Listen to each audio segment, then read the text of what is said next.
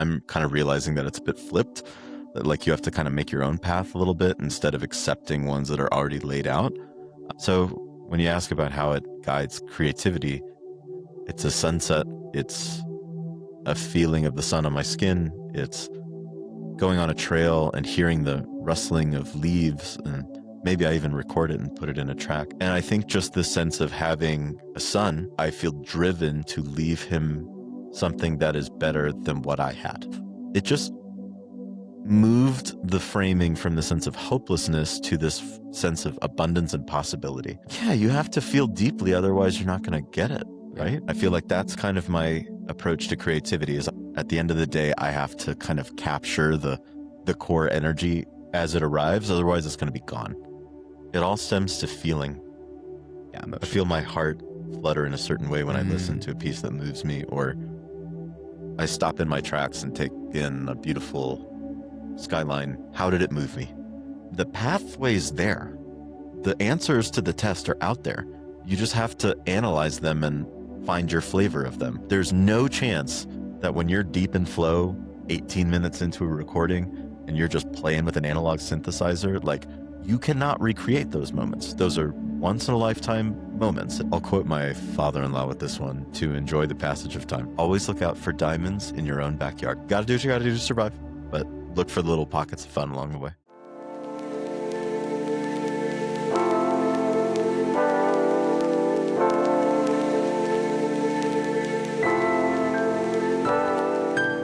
Welcome to The Ambiguous Truth. I'm your host, Anthony Mistretta.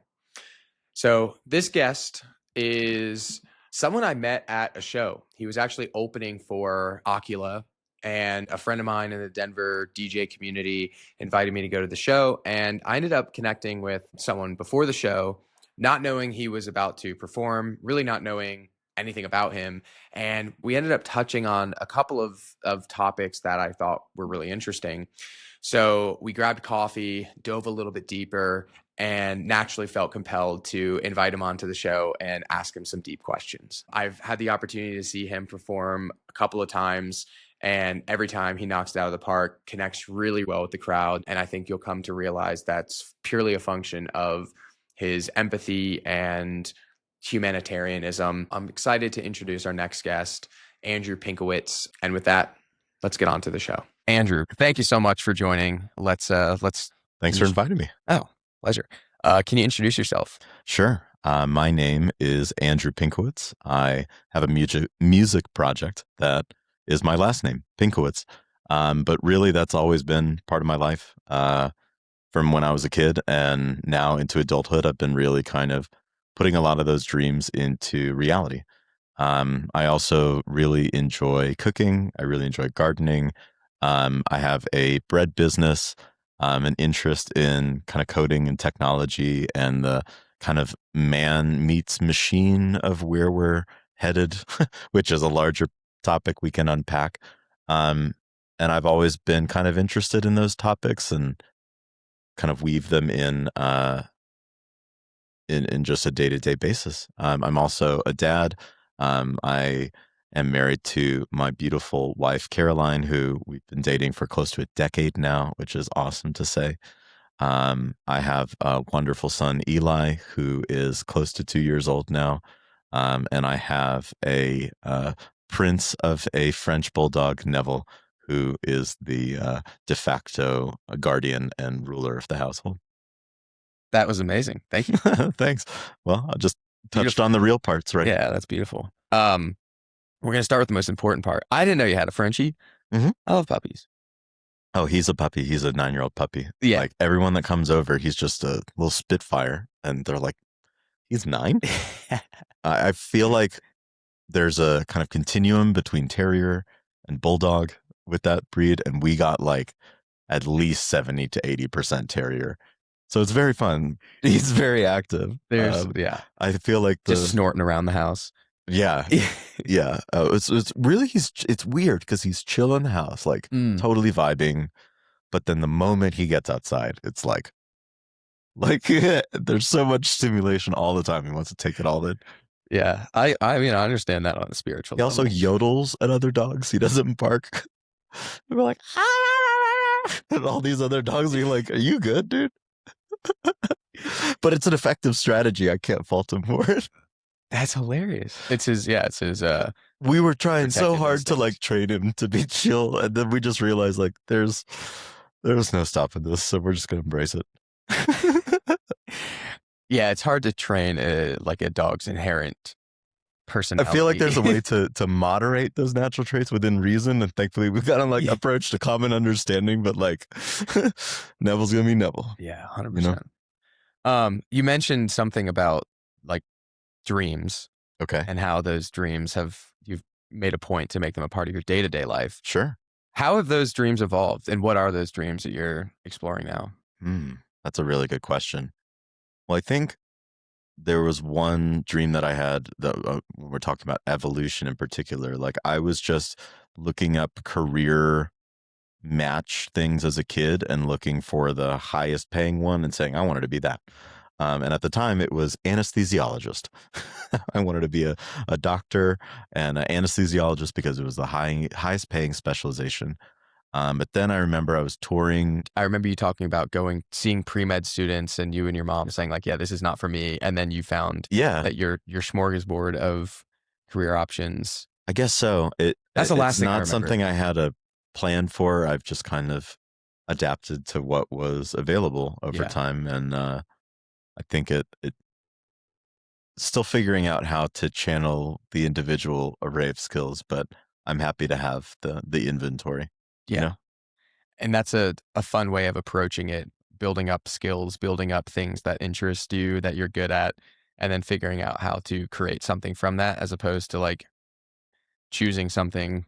Yeah. We were talking about how we kind of have shape shifted a lot in early lives to just adapt to what the need was instead of asking ourselves like, what do we need? You know, I think that's kind of one of the fun parts about getting older is you learn more about yourself. I think ideally, if you have like a healthy relationship with your inner child and connect with that, you just can have the confidence to pursue some of those things that maybe you were too timid to do before when you were so focused on appearances. 100%. Yeah. It's interesting hearing that pre-med anecdote. If you choose the med school path, it's going to beat the shit out of you. So you have to do it for the right reasons. Yeah. And I have a kind of microcosm example too of even like within which discipline of business I wanted to study. I went into it just thinking like, oh, I really like the subject matter of the business management curriculum. And I don't know exactly what I'm going to do with it, but I just want to study it. And then I had so many people go like, oh, it's got to be finance or accounting, finance or accounting, finance or accounting. So I tried accounting and I didn't really like it. I tried what they called financial consulting, which was a blend of finance and accounting. Wasn't a big fan. I got one of the lowest scores on a senior level finance class. And I'm like, I don't get lowest scores. Like maybe I need to like take the hint and just study what I want to study because I can't force myself into this. So I went back to business management and then got like departmental distinction because I really cared about what I was studying. And I think that a lot of traditionally minded folks only think well-trod paths are the way. And I'm kind of realizing that it's a bit flipped, that like you have to kind of make your own path a little bit instead of accepting ones that are already laid out. Because that's the only way to build something kind of new and lasting. I've always had to kind of temper my risk aversion a little bit, and kind of embrace that, you know, what if we try something new and it works mindset. Yeah, definitely. And we were talking about like the germination of plants and like planting seeds. Yeah, from the plant that's right here to some of the ones that I have in my garden. So I actually got a bunch of seeds from this organization in Boulder. It's called MASA, Mutual Admiration Seed Association. And what they do is they grow regionally adapted varieties of produce to the Front Range here in Colorado. So they kind of take on little personalities, and they're, you know, much like us, kind of enjoy a little bit of chill in the cold relative to like your standard, you know, thing that you might find at a big box store. So I think there's kind of this element of keeping the heirloom varieties alive. Yeah. And kind of this renaissance of heirloom seeds, grains, everything like that, but also kind of defying this trend of just consume and consume, consume, consume. Maybe it's fun to produce and make. And for me, it gives me the sense of purpose in addition to, just like you mentioned, seeing the entire life cycle of this tiny little seed, specifically with these zucchini and squash plants. I mean, it became like a forest from these tiny little seeds. And I mean, it's the kind of stuff that you hear about in parables growing up, but I think everyone kind of needs to see it play out to realize what a miracle it really is, you know? 100%. How does nature play a role in your life aside from obviously planting things? But I think more importantly, how does that sort of transition and into the music that you create? Yeah. Well, I grew up in Texas and it was very hot in Texas. There are a lot of I love my family that's there. I love the food that's there, but I didn't really love being outside in Texas. And I think I had this kind of thought of where can I land that I really enjoy being outside. And when I was at SMU, we did a SMU in Taos, New Mexico, and it Nice. was my first kind of taste Taos is of, cool. yeah, it is really cool. I love that, and even in southern Colorado in the US, that blend of desert meets alpine. Yeah. I mean, no wonder Georgia O'Keeffe was so inspired by it, right? It's you just get these beautiful panoramas in the sky, and I loved the diversity of the climate. I loved the temperature, and that when I sweat, it would just evaporate really fast because I'm at altitude. I I just it was this just gut feeling that like I would do well in the mountains, and I think there was just this pull there. And I remember when at the time my girlfriend, now my wife, Caroline, we were coming up on a lease renewal in Dallas, and we thought, like, if we don't try this now, I don't think we're ever going to. So we just kind of took the leap and have really enjoyed the choice. I think it's just very compatible. So when you ask about how it guides creativity, it's a sunset. It's a feeling of the sun on my skin. It's going on a trail and hearing the rustling of leaves, and maybe I even record it and put it in a track. It's just this endless fountain of inspiration that you can soak in, transform, adapt, and really help you navigate when you feel stuck in many parts of life. Yeah. I mean, going back to the whole plant thing, when you can see the growth and the evolution of, you know, plants, trees, animals, Yeah.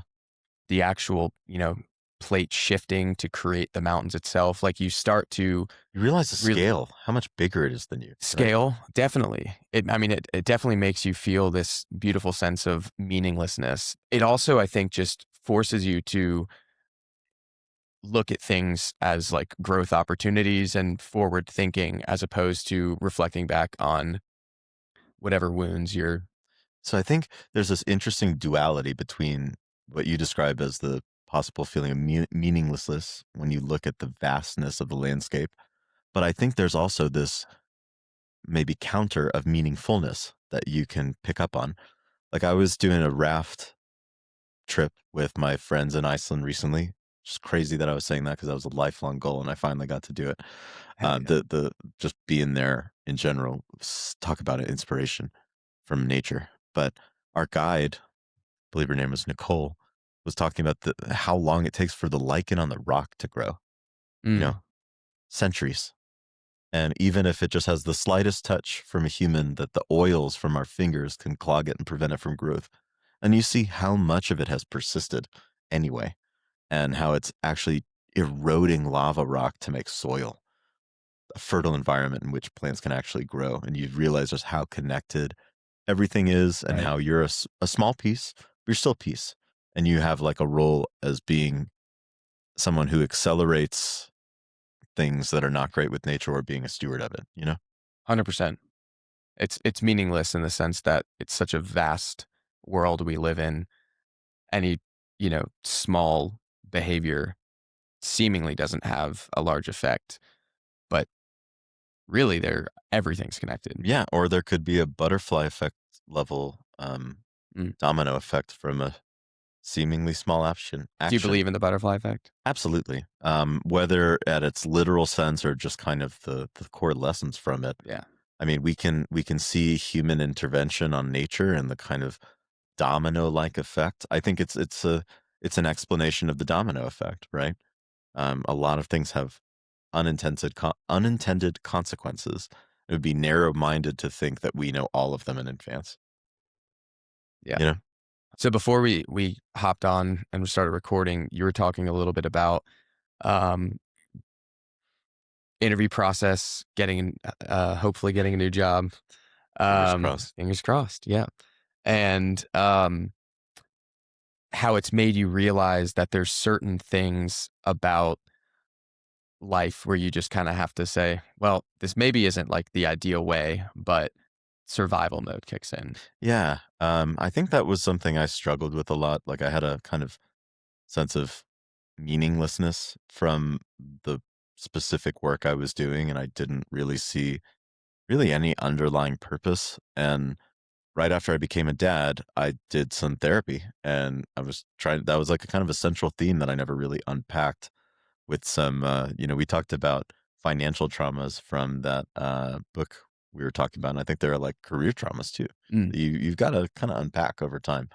Um, absolutely. yeah. Yeah. But then, like, even though it was a brief time with this therapist who was helping me, like, with remote sessions while I was in the middle of crisis mode, she did have some very insightful things that I still take with me to this day. And one of them was like, maybe the purpose of this is that you can provide for your family. Like, maybe the purpose of this is that you can do the other things that you want to do. And like, okay, you haven't integrated it yet. There could be avenues that arise over time. Yeah. So that kind of it just moved the framing from the sense of hopelessness to this sense of abundance and possibility. Yes. And then it made me think like, how am I currently integrating what lights me up, even in a small scale on what I do? Because I can find little glimmers of it, and you gotta pay the bills. You gotta provide for your family, and we all have to survive, right? So it's that again, duality is a common motif I'll be exploring. Yeah. And that's a perfect example of that. 100%. And it is the framing that you choose. It's it's really being honest with yourself about how whatever this thing is ties into your values. Yeah, exactly. And really knowing what your values are. A lot of people don't even know what they are. Yeah, that's certainly a first step. Yeah. Yeah. I mean, I'll admit that's definitely something I've only recently really been trying to articulate. Yeah, we hear as a kid, like, what are your values? And you go, "Oh, okay, whatever." But then, like, you get older, you get some gray hair in your head, and you're like, well, what are they? Yeah. I Well, think it's a great exercise to, it's a great exercise to think through that yeah. and write them down, but it's also an important exercise to recognize where do you put your time because that's really what's illustrating Mhm. what your values are, We right? talked about how that's the most valuable resource. We grew up Right. thinking about money, but it's really time. Dude, everything you said just aligns so perfectly with my path. Yeah. Well, Yeah. cheers to that. I think it's a cool story. Like we were Yeah. at that show, and I think there must have been some sort of energetic draw of some kind. So it's fun to kind of connect on that musical level, Yeah. energetic level, and then lead to a great conversation. So it's a yeah, Yeah, fun 100%. path. Are you a spiritual person? I I would say yes. And my answer for that for like years and years would be no. Mm, But I think it's just evolved into my version of it. I've keep a long story short, I've had exposure into a lot of spiritual and religious ways of thinking. I think I kept the parts that worked for me and left behind some of the ones that didn't. mm, And now I have just kind of my own, let's call it spiritual humanism. mm. Can you define that?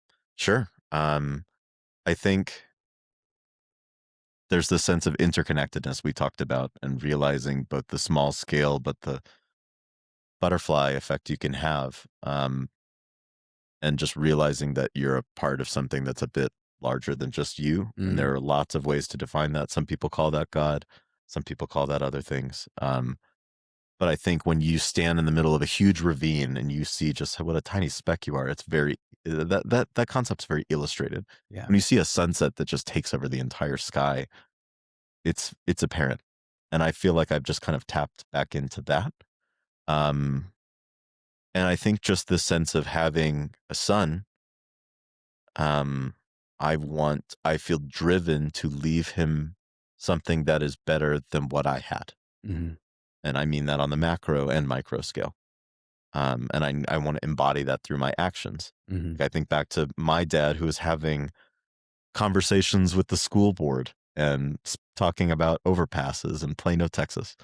And I think like that, he just, whenever he sensed something that he wanted to advocate for, he would. And he didn't care about if it upset people with traditional ways of thinking. And I feel like that kind of carried into me. I feel like I went on a huge tangent with that. I'm not sure if I even remember the core of the question, but how do I define it? I think it's just focusing on preservation of what the many beautiful things we have in front of us, and Hmm. um, trying to kind of better the core human situation and advocate for those types of micro and macro solutions.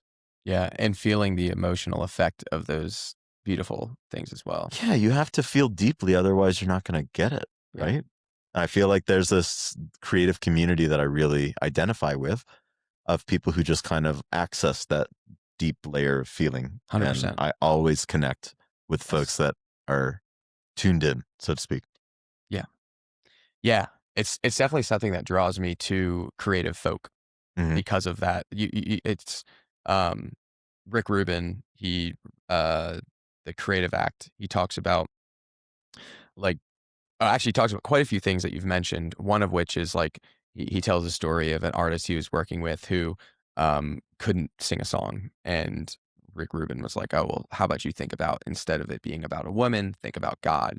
He's Hmm. like, "Oh, I can do that." Actually, I Yeah, think it was Johnny Cash was the artist, and Johnny Cash was like, "I can sing this about God," and then it he was able to not only perfect sing it illustration but of the framing exactly. influencing the outcome. 'Cause and it's also I love that example too because, like, the fact that someone wrote the song, Mhm. but he did not write the song. So, Right. like, by definition, it's up for interpretation what the meaning is. Maybe perhaps the songwriter had something in mind, but maybe someone just perceived it as about a woman, and it actually wasn't at all. And then also the person who listens to it, like, it's not saying a name, it's not saying anything, so there's no way for us as listeners to understand That's the the beauty of person or good thing. lyrics. Yeah. I really like the Mm, ambiguity. In fact, I have a track. It's called Strategic Ambiguity. mm, Um, it's a bit of a play on words with the term, but it embraces that very aspect. totally. And yeah, I think sometimes I'm almost hesitant to share backgrounds behind tracks. Mm, I love the story behind it, so at the end of the day, I'm always going to share it. But I feel like there may be some kind of private piece, which Twyla Tharp refers to as the creative spine of a piece in mm, her book, The Creative Act. That can stay private, but you can still share the story, the theme, as much as you wish to disclose. But I also like, just like, what did you perceive when you listened to this? And sometimes the things that I hear back, yeah, it's like, that is so cool that something that I did not even connect to that is making you kind of go to this place or perceive this thing or feel this way. 100%. Yeah. Well, and that all can and the reason why is because it's all stems from, like, your emotional reaction, Yeah. right? The emotions that you feel when you listen to a song or when you see a sunset is gonna remind you of times when you experience that emotion, and so good music They're can snapshots in invoke time. there's snapshots in time, and good music can invoke emotion, and therefore it will remind you of something, Mhm. and so, for someone, it might be heartbreak, for others, it might be, I don't know, another form of loss if it's a sad song perhaps, or for something that's more melodic and less lyrical, then that's even potentially more interpretation. Yeah. Um, I the other part of the book that's he talks about is just the artist's emotional connection to the world, and in order to be an artist and in order to create, you sort of have to have this deeper level of emotion and emotional And the intelligence, emotional capacity to connection. notice things, Correct. Yeah. just like see what's around you. Mm. And how many people are just focused on what's directly in front of them and don't really look up over the course of their day? I thought about that yesterday Mm. when I was just like staring at clouds, which I don't often do as an adult. But it's like, how many people are just focused on just this fixed perspective and are not even looking at a 360 view? The tunnel vision. Yeah, it's there's so much going on. And I feel like that's kind of my approach to creativity is Mm. as much as I want to engage my left brain and make it logical and have systems and predictability, it's still pretty hard for me to do that. At the end of the day, I have to kind of capture the core energy as it arrives. Otherwise, it's going to be gone. So I feel like I have this framework for when I feel it, just record it. I have literally a library of just terrible singing on my phone of melody ideas and things that just popped into my head while I was walking or traveling or driving. Hmm. And then it's kind of like, okay, you've recorded it. Now you have to you have to bring it to fruition while the spark is still there. Because if you wait too long, it's going to go to a different place. That stuff is fleeting and you have to really kind of capture it. So I think that's it. You have the base of fundamentals to where you can bring this idea into something tangible and you don't have to have blocks and flow because you know all the fundamentals. Then it's just preserving it and staying in it until it gets to where it wants to be, which I think would be a very Rick Rubin Yeah. way of thinking. I haven't really thought about it that way about, the creative concept fleeting. Oh yeah, And, big time. yeah. And I almost have like a sense of mourning for the weeks and weeks I haven't been in you know, really making music, but life happens. It's all cyclical. But like there are journal entries that you'll never get back. Mhm. So it's even if it's imperfect, it's all about really capturing, but there's always trade-offs with time. Yeah. So especially as responsibilities increase, you just have to be really sharp with the time you have. Yeah. So you mentioned you have these spurs of creativity spontaneously, and then you sing into your phone and record the. Much like an antenna picking up radio transmissions sometimes. Do And you there's this know? book called oh gosh, this is gonna bug me. The Music Lesson by Mm, Victor Wooten, the bass player. okay. And it's really explores that concept on a spiritual level that I would recommend to all artists and musicians. Do you have any idea what triggers that concept and that idea? It all stems to feeling. Yeah, I emotion. feel my heart flutter in a certain way when I listen Mm, to a piece that moves me, or I stop in my tracks and take in a beautiful skyline. I mean, it always comes down to that core feeling. And I mean, that relates to other disciplines too. The feeling of being out in my garden at 5 a.m. before everybody wakes up and I see the dew on the leaves. And I look at this thing that I grew from seed, or when I make a meal for people and I have the sensory aspect of it mm. and I see a bunch of people really happy for something that I cooked them. Um, Very Italian way of thinking. Um, it all stems down to that. How did it move me? Do you feel that typically when you are in this creative mind and some idea spawns, do you find that more often you start to actually produce music and create music when there's like a logical part of your brain, like, all right, I just want to have a creative moment? Or do you feel that typically it's like there's a rush of something that's driving you to create? Mm, both. It Mm. depends on the project. Sometimes you have to kind of like kickstart the creativity like an old jalopy firing up.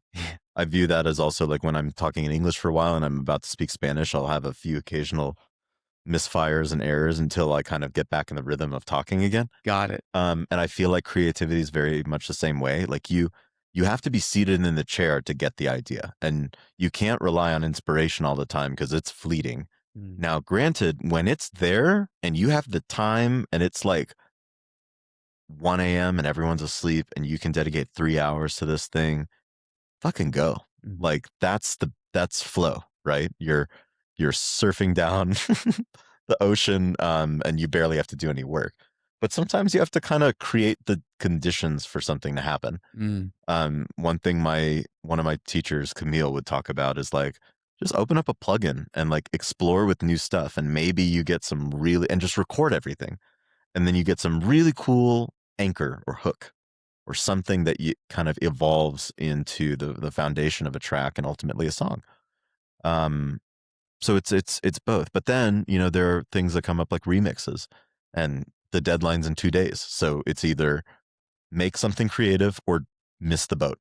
And Conan O'Brien has this cool quote about like, even if you don't feel fully prepared, you just make a leap to that boat. And maybe you just really bruise your chest and hit the metal side as it's pulling away, and people have to drag you in, and you made a complete ass of yourself.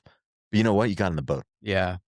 And I feel like you can't wait on feeling prepared. You just have to like do it first and feel it later, you know? Yeah.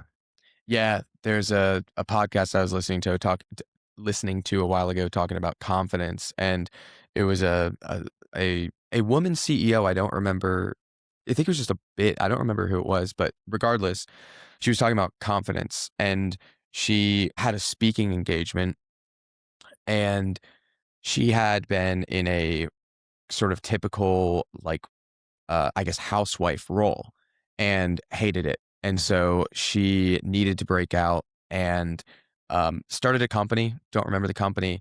And it grew. She was doing well. And she had her first like speaking engagement. And she was saying she was freaking out. She had no idea. She felt like she lacked the confidence. And after the engagement, she realized, I'm confident in speaking, Mm-hmm. but only after she had actually done the thing.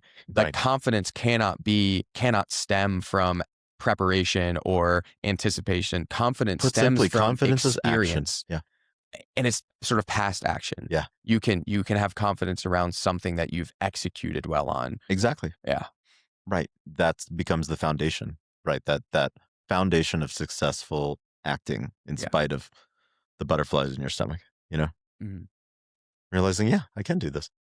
You made an allusion to your work, and uh, you don't always like talking about kind of the purpose behind it or the reason behind it. But do you have a few pieces where you feel like perhaps the context is so important for understanding the track, or it's so meaningful for how you actually created it that you'd like to highlight and share? When you say work, what are you referring to? Music? I'll leave you to interpret that as you wish. Well, I'll be honest, because you were talking about motivation and work, and the first thing where my mind went was when I was an intern at a telecommunications company, and my internship was, all right, for 8 hours a day, I need you to click a web form and order laptops for other people and then send them an email saying that you ordered them. Here's a list of 200. Have fun.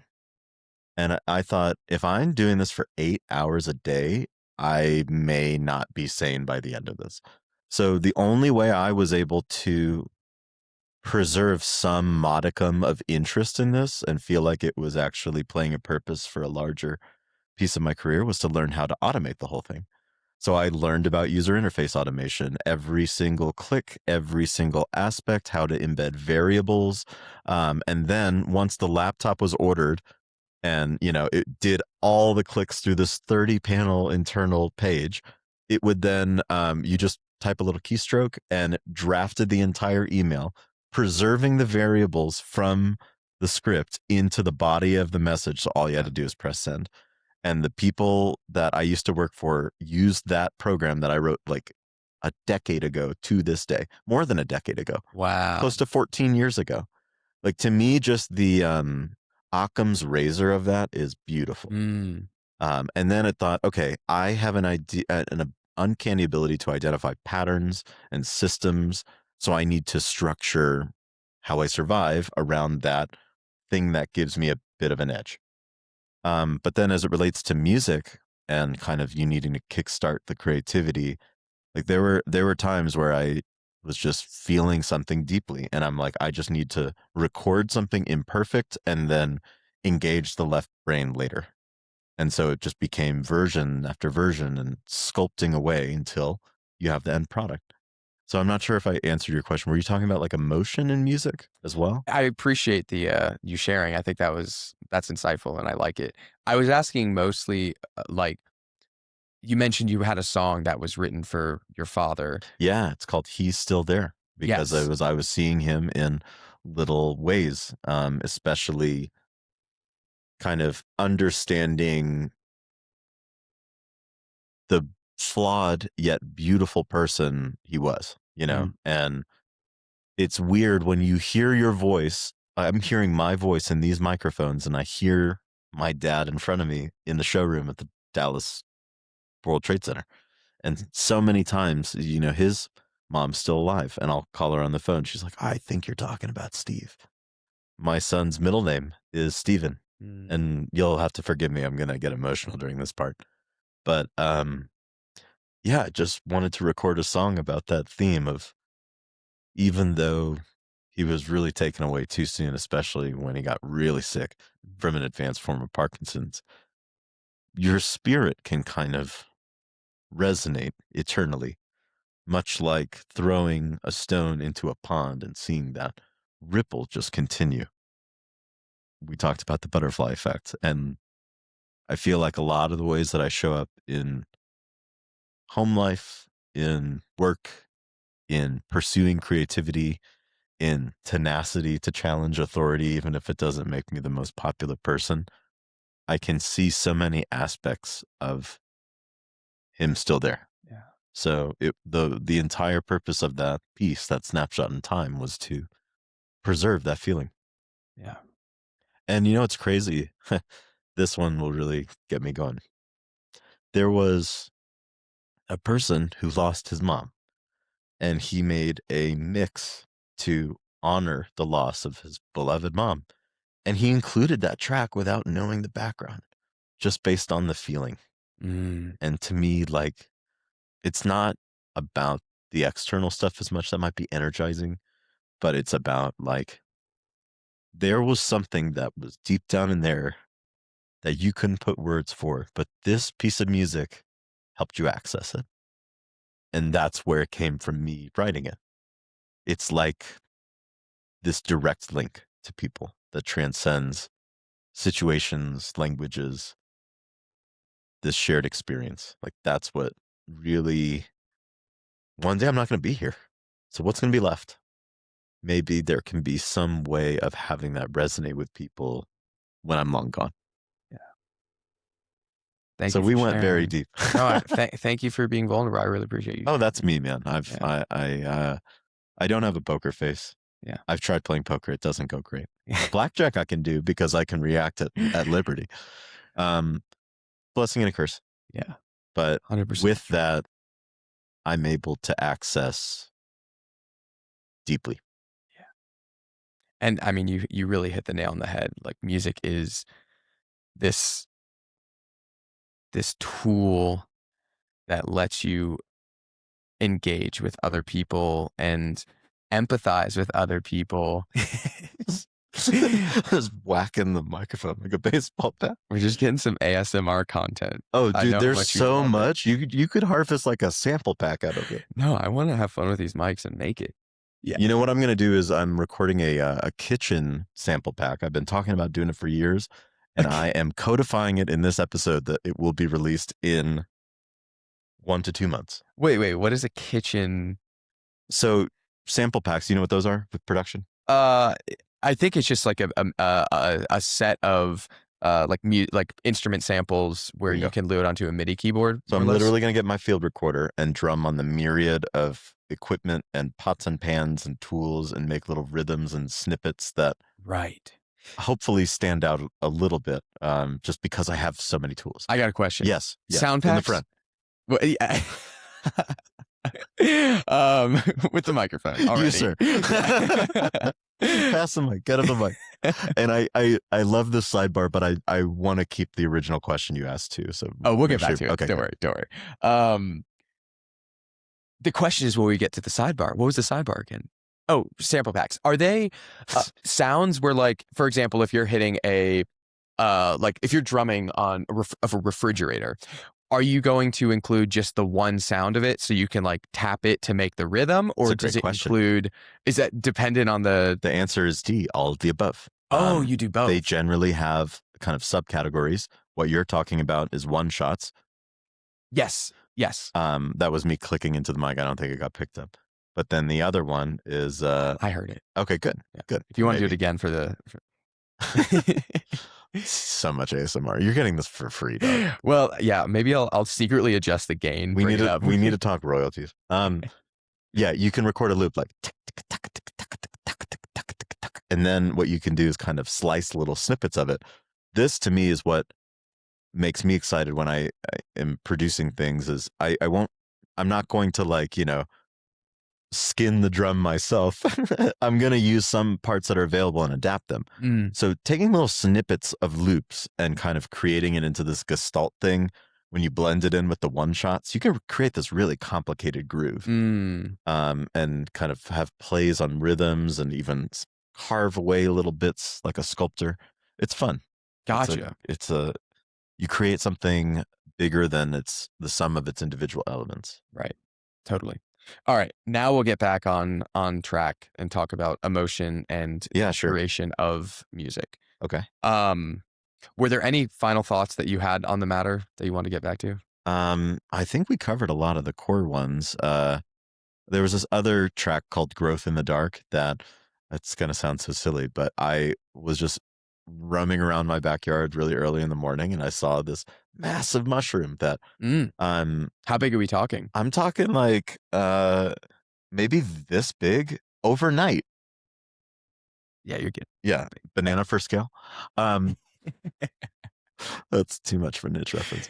I don't think it is. Okay, good. Yeah, good. Yeah, I know my audience, right? Yeah. Anyway, where was I even going with it? Yes. Oh, I hate both. I don't know. I do think that was. Yeah, I do think that X-Files was inappropriate. In the backyard, there was a mushroom. Anyway, I was just like emotionally taken back by it, and I thought it was such a great metaphor for, even in the middle. I know, granted, it's not. We're not talking chlorophyll here. It's a different part of the animal kingdom, but the fact that in the middle of the night it could just sprout up. It was an analogy for how we all can kind of have silver linings to really difficult parts of things that we go through. And even if we can't see it in the moment, how it influences the people that we become. So it literally was a kind of a metaphor for that, growing during dark times. And so there was this kind of piano melody that I'd been trying to iterate on for years and even had little elements of in older projects that kind of, it persisted. The idea didn't go away. And then there was one point where I was feeling quite sad and nostalgic and longing and melancholy. And I didn't know how to express it. So I just sat down at that piano and kept recording it over and over and over again. 80 takes, 90 takes, until I had what I was feeling. And then it became the anchor upon which I built the track. And I really want to shout out to Dave Leck, who is a producer in Australia. And he was so moved by this that I've never even heard of this before. He created not one remix, but 2 different remixes for the track. And one is an early morning interpretation that's a slightly more like sunset, play right at that time in Ibiza. And then this introspective piano driven one that's pretty much beatless. That like whenever I'm just like taking in a beautiful environment, I'll sometimes play that interpretation just because it matches he somehow brought out the essence of the track through that remix more than I even could have pictured. Wow. Yeah. Which is have you talked to him or? Oh yeah. We talk all the time. We became friends. Yeah. Through that. Yeah. He sent me early cuts of it and I'm like, this is some of the most amazing music I've ever heard in my life. Where is he in Australia? I think Melbourne, but I don't know for sure. That would be my guess. I'm pretty sure. And that is the one place in Australia I've been. Oh, really? They love their flat whites over there, don't they? Yeah. I went to a coffee shop that was like I asked what the Wi-Fi was, and he goes, the username is flat white, and the password's also flat white. How long were you there? You got a pretty good accent. I was just there for like a week for work. Oh, no shit. Yeah, okay. Yeah. But that, or maybe you just can repeat that one thing back. I've practiced it a lot. Very nice. Yeah. So I think that going back to the deeper theme, that was kind of where my head was at. What was that lightning? It was indeed. Ooh, ominous. Yeah, Well timed it really for was. our conversation topic. And there's wow. I hope that gets picked up. Foley. Foley. Foley. Speaking of other artists, using your music, Enamor played some music. Yeah. On Sirius. So Yeah. first of all, just for scale of that, what does that really mean? Like playing on Sirius XM? Well, I mean, this was a I guess radio it's like station. radio. Yeah. Yeah. I mean, right when the advent of XM came out when I was like in middle school. I know I'm kind of dating myself a little bit. I was like, this is so freaking cool. There was no radio where I could access electronic music in Plano, Texas at the time. So it was the only way I could listen to radio, nonstop mixes of electronic music before I even kind of explored the genre deeply. So you were producing at this time? I had dreams of producing at this time when I was a kid. I had like FL Studio where I was making little loops, but I wasn't really like making arranged tracks. Got it. I'd say like for a lot of my life, I had this passive interest, and then it switched over to active interest when I had this pocket of time during COVID where it was another like I'm either going to try this and go all in, or it's never going to happen. Got it. Because this opportunity's here. Okay. And then from there, I just never stopped. But I had this lifelong interest and just fascination of learning knobs and switches and how these things works. But is that why you got into like more electronic compared to classical, for example? Since you come from a piano background, right? I learned piano to impress a girl. So yeah. Okay. What'd you play? I played bold choice, the theme from Requiem for a Dream. I'm familiar with that. Oh, Darren Aronofsky, what a piece. Okay. I played a lot of that. I played a lot of Mad World, the Gary Jules rendition. I played Comptine d'un autre été from, I might be butchering the pronunciation, but I've probably gotten better than most. It's on that movie Amélie. Yeah. In the theme of the French film by Jan Tiersen. So I've always kind of flirted with classical music, but it's more like neoclassical. Got it. Yeah. Because I feel like there is still something about a piano piece, like this guy who just released on Injuna Chill, Cephas. I'm forgetting his last name. It starts with an A-Z. Sorry, Cephas. But your music's incredible. I think Cephas Azariah. Don't quote me. It just simple piano, cello, a few musical elements masterfully added and blended. Like that made my heart feel a certain way that a lot of music doesn't. And I just follow that feeling. Injuna Chill, that's more their melodic stuff? Yeah, they just launched it. Yeah. So Prof, if you're listening, hit me up, Dung. He's the guy who's running up the subway. Yeah. Anyway, where were we going with that? Oh yeah, you're talking about, so you'd as a child dreamt of producing. Yeah. And then COVID is really when you started producing. And so at what point did you hear it on the radio? Yeah, that was back to childhood, like in LAN cafes with my friends, having XM just blasting all the time. And so I thought, man, it'd be really cool if I could get my music, my own music played on this station. I mean, that was seemed like something, a pie in the sky dream up until July 7th of 2025. So I've been working with, we talked about that COVID period. I worked with lots of music teachers from people that I admired about different aspects. There's some people that approach it like scientists and technicians. There's other people that have this just embedded sense of musicality, and they can feel rhythms and melodies and bass lines without putting words to it.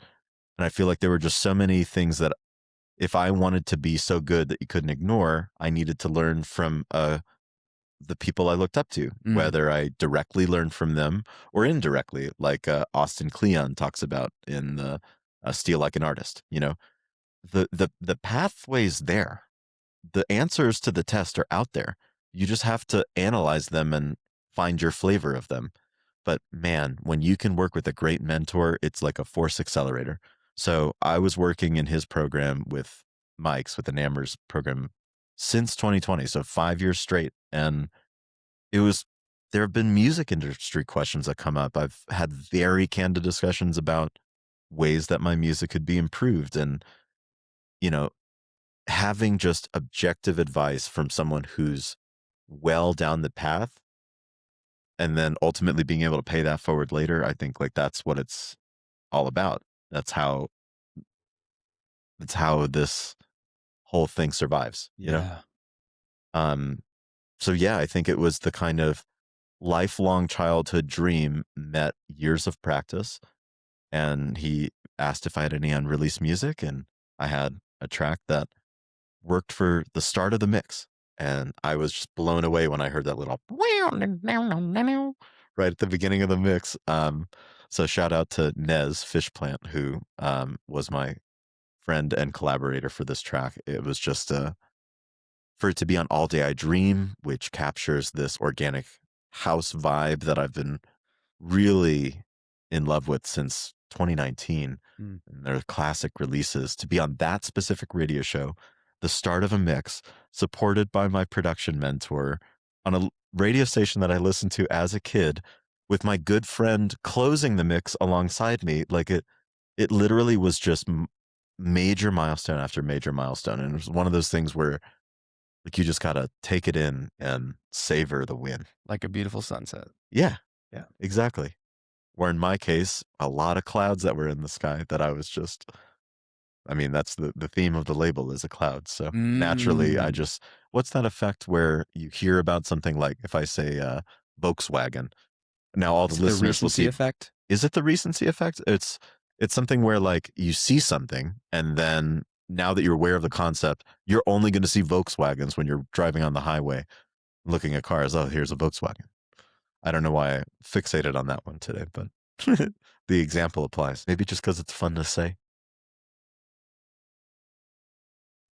Yeah, the Bader-Meinhof phenomenon, That's the also one. known as the frequency illusion or recency illusion. Bader-Meinhof. I love perceptual gaps. I thought that was almost a sound effect on the soundboard. I WD-40 this a lot, but it's just Well, it looks like you're going to need a little more, my friend. Dude, I don't think that any amount of WD-40 Not going to do anything. Just soak it in like a bath of lubricant. I want to hear a little bit about the organic house genre. What is that? There's so many genres out there, and I just Good don't. freaking question. Yeah, okay. Well, we talked about this at the Oculus show, right? I remember. I mean, we did, but briefly. Briefly, that was more about. I think, yeah, we talked about melodic and organic and deep. Yeah, those were the three. Yeah. Yes. Exactly. So when I think organic house, and granted, this genre is evolving. If you look on Beatport, it might sound a little more like what's been classically defined as progressive house. So this is just my interpretation of it. But for me, when I hear the use of orchestral elements and real instruments, analog instruments like cellos, violins, pianos, horns, you know, real percussion like frame drums or taikos, or to me it's those like real instruments. And I mean they're all real instruments, but I mean maybe let's call them traditional instruments. Yeah. Used in that modern sense. And for me, I like the darker shades of organic house. Yeah. Those really kind of melancholic, deeply emotional piano melodies. There's this kind of movement with certain organic house artists that I won't mention by name that really embrace kind of almost like the sense of only chaos and randomness. And to me, that's never resonated with me. I'm kind of chasing the feeling, and I'm looking for those ones that evoke that sense. So it's interesting. Like All Day I Dream, we talked about that label. They have this sub label called All Day I Dream in Waves, and even the cover art, you see the kind of lighthearted sky blue on the main label, and then on this imprint, you see darker deep sea images of a floating jellyfish. And the music stylistically diverges and in a very interesting way. And I'd say that those darker shades are what really interest me. So Draso, Draso, is kind of the person I champion a lot for this kind of sound. And he's an architect based in Australia. and just Right some on. of those. What's that? I said, Yeah, right on. right on mine. I learned about the nasaliness too. I was corrected at it. Bourbon kind of. Yeah, what's going on, right? Well, not so much that, but like I was trying to do an impression. The guy Mm. at the winery was like, "You got to add way more nasally." Yeah. Hey, I was able to make the tweak. Where was I going with that? Oh yeah, Drasso. So Drosso. he makes those just really emotional piano melodies, like just three chords that strike you to your core. Mm. You know, that's the kind of stuff I'm most interested in as a, let's call it a micro genre within the major one. So Yeah. hope that answered your question. It I does. could go on and Yeah. on and on and on about this. Well, I'm also like, I mean, how much of your creation is really thinking through and understanding theory of like how do these chords fit together versus experimentation with the piano, playing chords and figuring it out? A healthy blend of the two. Okay. When I started off, like just with the piano in my room, I knew nothing about music theory. Even after taking lessons, it just didn't really land that Yeah. well. So it was just stream of consciousness playing whatever, but hearing this dissonance that I couldn't really accommodate for, and I could never really get the idea out. Then I started working with a buddy of mine from college who lives here too. His name's Will. Shout out Will. For kind of piano performance and music theory. And I learned a lot of those building blocks. So things that I wanted to articulate, I now had kind of a common language for. So sometimes it starts with, okay, I want to do 3 chords in A minor and a 1-4-5 progression. And it's that logical. And I build things from that. I select which notes I want to play. For example, on this track called Play No Rain, I was watching this guy, Vibe Machine, kind of really analyzes like what makes pop songs stick. And one thing he says a lot is that chords are coordinates, spelled CHORD, inits, where you can kind of pop those in, disable them, and they give you a little roadmap for little melodies to explore. So it can be that logical, or it can be the total opposite, Right. where I'm just feeling something, I'm mashing on the keys, I don't know what key it is, I haven't looked up anything, I'm just hitting record. I'm playing with knobs and switches on the synthesizer.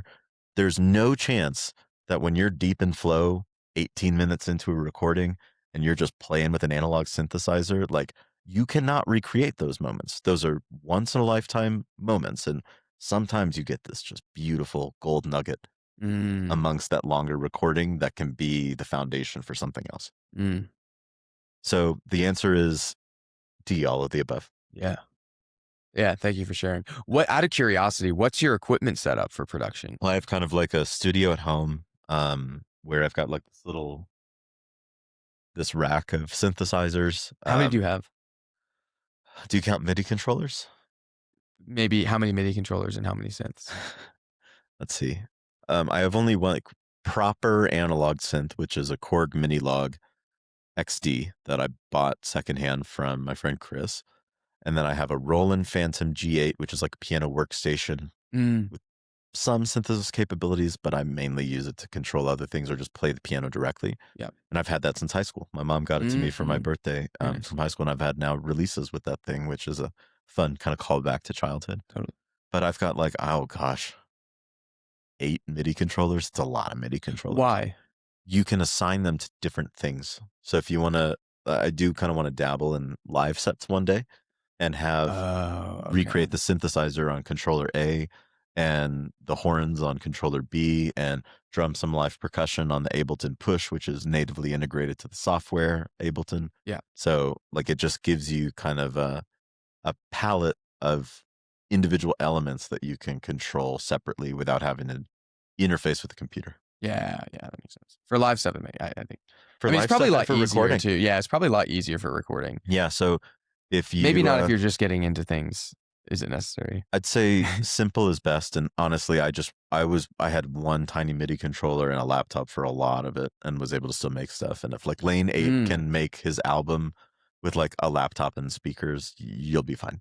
You know, all that other stuff is extra credit. It can help capture ideas, but plugins have come so far that if we're really talking 80-20 rule, like a lot of the stuff that's in this music software as a baseline with a few select additions can really get you a long way. Mm. You can go a long way with the tiny little MIDI controller that you can buy for $20 on Amazon, or even just the keyboard on your laptop directly.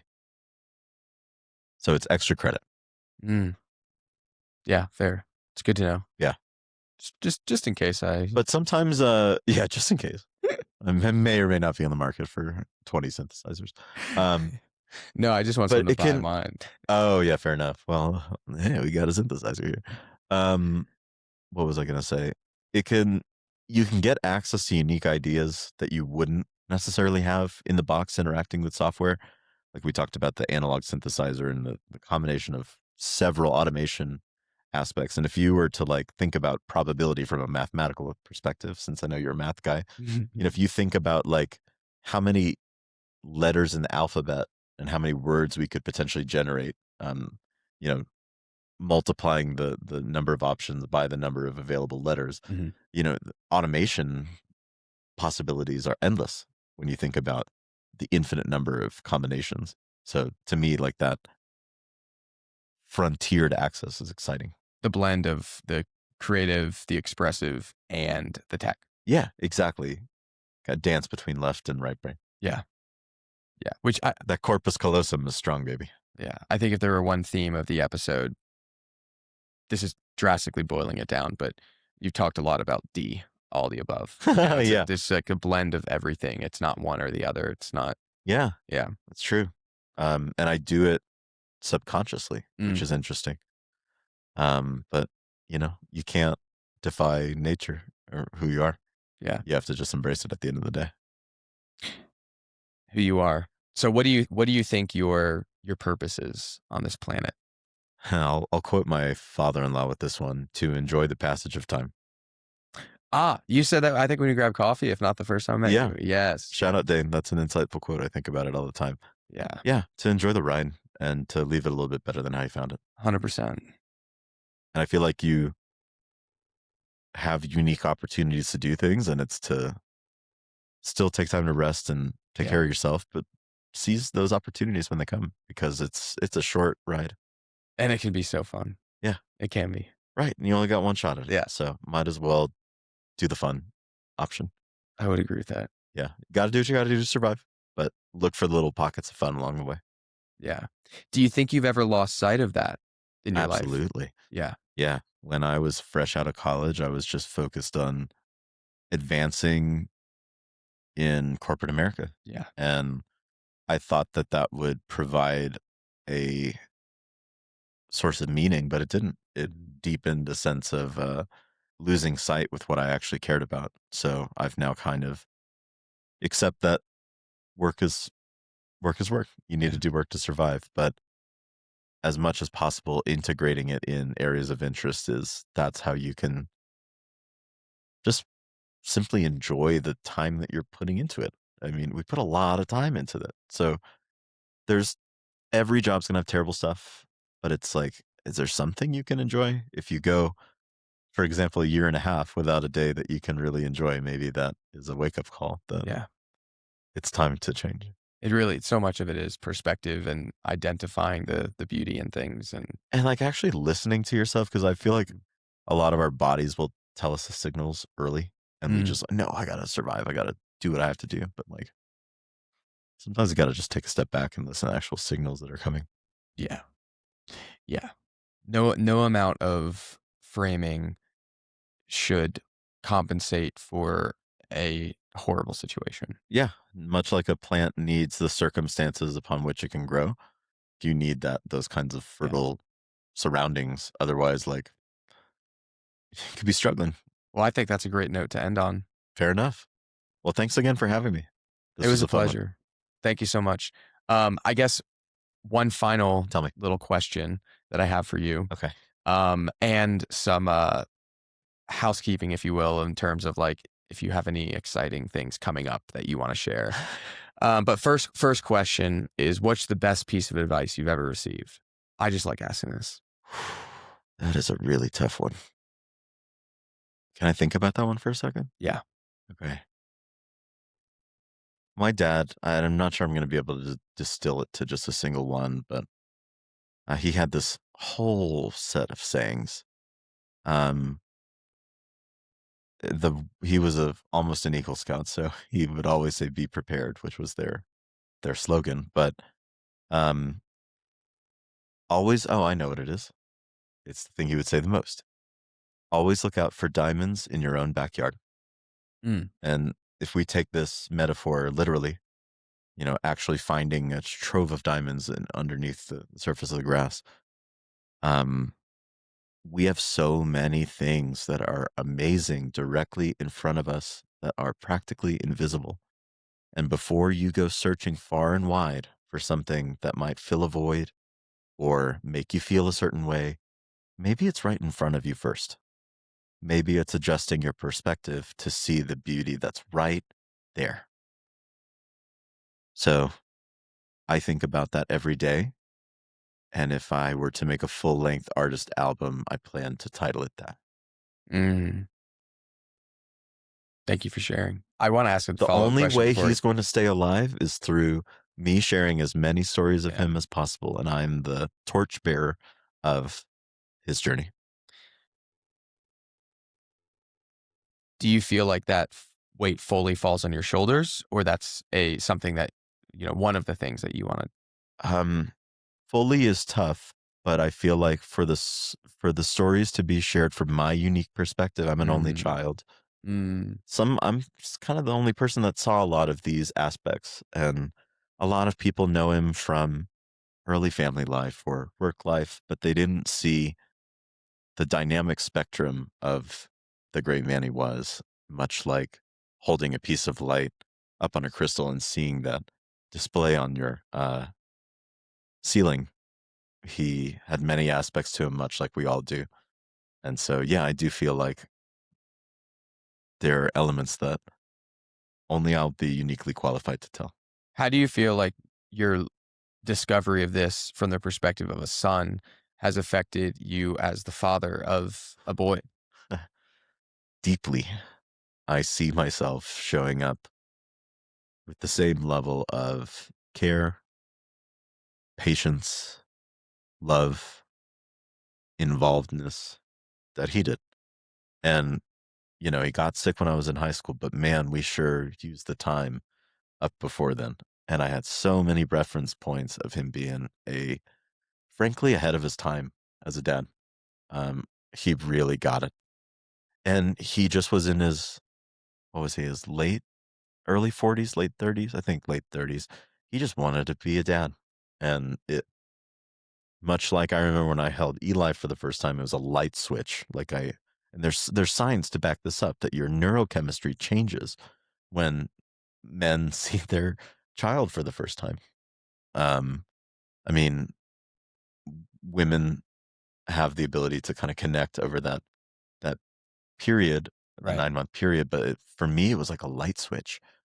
Um, and there's so much that's just at the cellular level of your personality and your spirit that you don't even have access to. You just hear yourself saying things that he used to say, Mhm. or that it's the same thing with my mom too. I'm a blend of both of them. So it just becomes part of you. And then you get to keep the elements that work and iterate on the elements that didn't work so well and make your own signature, your own definition. And to me, that's a really exciting thing. Thank you for sharing that also. Yeah, of course. Appreciate the depth. If you could share any advice for, people, myself included, who feel as if they're kind of going through and have gone through some of those same challenges around feeling emptiness, looking at work to solve a lot of problems and trying to find ways to find more enjoyment, meaning, purpose, and creative, outlets in life, what would you share? Practice loving yourself, looking in the mirror, staring at yourself in the eyes and saying, I love you, first name. I love you, Anthony. You would say in the mirror, looking at yourself, which is a deeply vulnerable thing to try when my music teacher encouraged me to do it. But I Mm. was like, I'm going to try it. And it was uncomfortable at the beginning, but I realized how I was kind of bullying myself more than anybody else was bullying me. So I had to kind of counter a lifetime of really dunking on myself and realizing that, like, The other part is connecting with your inner child. Like print out a picture of you as a toddler or a young child. And like if you're about to be mean to yourself, would you be mean to that kid? No. But then there's also just so much of the answer right in front of us, going back to the diamonds in your own backyard. Like I found so much more enjoyment waking up in the mornings, just reconnecting with the things that lit my flame when I was a kid. I feel like there are people that are very in touch with that. There are people that maybe have some kind of discovery to do in that front, but just follow the fun. Mm-hmm. I think it's when you ask me what is purpose, it's of time for me. So if you can find something that adds a little bit of joy to that day, that makes you create instead of consume, leave your signature for other people to enjoy and interpret too, like I'd say follow the fun. I love what you said, just to call back to something you said earlier about, um, before you go far and wide searching for something to make your life better, look right in front of you. And it's, that you need to travel and get other experiences to have a Course. breadth of perspective, of course. But yeah, the answer might be right there in front of you. Yeah. And you just And don't notice it yet. and when you find something small in front of you, you find another thing small in front of you, and you find another thing small, and be more open to observing those little diamonds. Yeah. Be more open to absorbing them and appreciating them and connecting with them. Beautifully said. Yeah. Well, thank you so much, Andrew. Thanks for having me. Oh, I was going to say, yeah, anything exciting coming up, any tour dates or shows you want to announce, music that's coming, the timestamp on that SoundCloud link that you sent me of 129 or whatever, the song when is that coming out? Yeah. Out in a few months. Oh, So killing it. it's on the way. Dude, when it came on, I remember I was in the middle of a conversation with someone, and I just like looked at them, looked at you, and like, see ya. Just walked right over. It's like, I love that when not the dance. music just takes over, right? You're like, I don't even remember what I was talking about. So yeah, that I can't talk about it right now, but it Okay. should be out in a few months. Cool. And what I'm excited about is not having any shows booked. Cool. I'm really excited about with this narrow amount of free time to refocus on production. Yeah. And I've got some remixes coming out, like on Ethereality, which one of the guys I met in Iceland, Bjorn. So it's his label broadcasting out of Reykjavik, and met Leon and Bjorn. So yeah, with Ethereality, Bjorn's new label with Shakira, that's coming out, I believe this Friday. So I'll share a few pictures of Iceland to stare at while listening to that remix. Focus on what's firing me up again.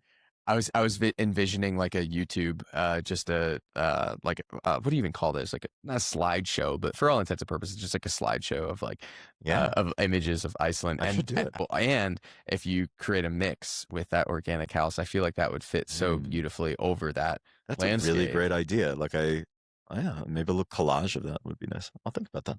I mean, you see the live sets that are. What I want to do is do a little circle. Yeah, circle. If you're listening, Iceland. Thank you. yeah, thank you.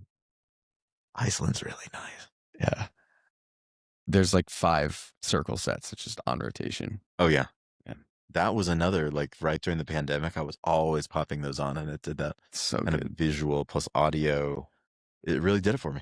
Yeah. So I think that kind of really made me think, like, look at the possibilities with these kinds of things. Like what a beautiful thing you can make. Yeah. And just tap into the great scenery that's around. Yeah. I feel like maybe we'll end it with this. I feel like organic house music sounds better with the windows open or outside. Oh. Do you feel like energetically the natural environment is sort of engaging with the music? I think that's part. I think it's also just like from an acoustics perspective, like when the sound waves are not bouncing around the walls and it can just kind of breathe. For some reason, it really suits the genre. Mm-hmm. Interesting. So with that, I will be bumping more music in my Super. Yeah. But you said the most hilarious text message I've ever heard, which was, tell me you live in Denver without telling me you live in Denver.